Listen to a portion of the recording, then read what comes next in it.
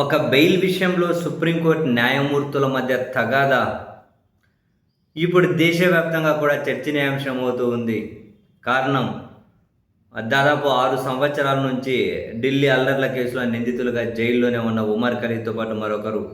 అసలు ఇన్ని సంవత్సరాల పాటు ఎలాంటి ఛార్జ్‌షీటు దాఖలు చేయకుండానే, ఎలాంటి కేసు విచారణ పురోగతి లేకుండానే వాళ్ళని ఇన్ని సంవత్సరాలు జైల్లో పెట్టడం ఏంటి అని చెప్పి చర్చ జరుగుతూ ఉన్న క్రమంలోనే మొన్నటికి మొన్న సుప్రీంకోర్టు న్యాయమూర్తులు బివి నాగరత్న గారు అండ్ ఉజ్జన్ భుయాలతో కూడినటువంటి ద్విసభ్య ధర్మాసనం, అంతకుముందు మరో ద్విసభ్య ధర్మాసనం అరవింద్ కుమార్, జస్టిస్ పిబి పరాలే.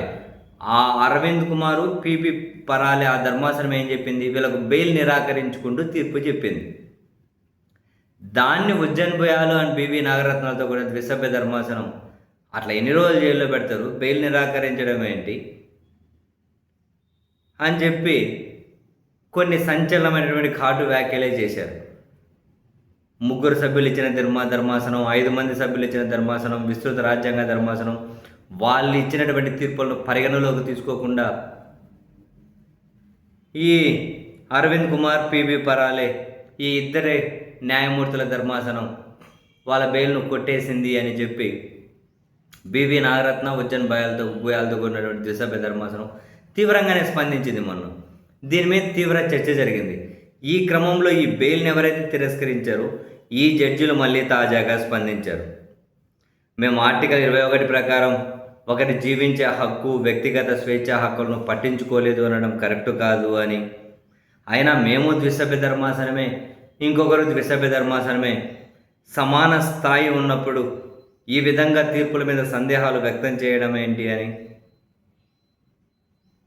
విస్తృత రాజ్యాంగ ధర్మాసనం ఆ తీర్పులను మేము పట్టించుకోలేదు అని చెప్పడం కరెక్ట్ కాదు అని,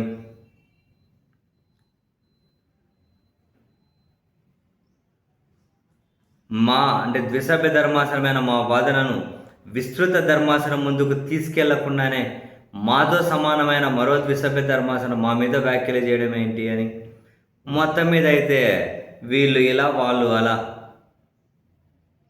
సో ఇది చాలా చర్చనీయాంశం అవుతూ ఉంది. బహుశా ఎలాంటి టర్న్ తీసుకుంటుందో తెలియదు.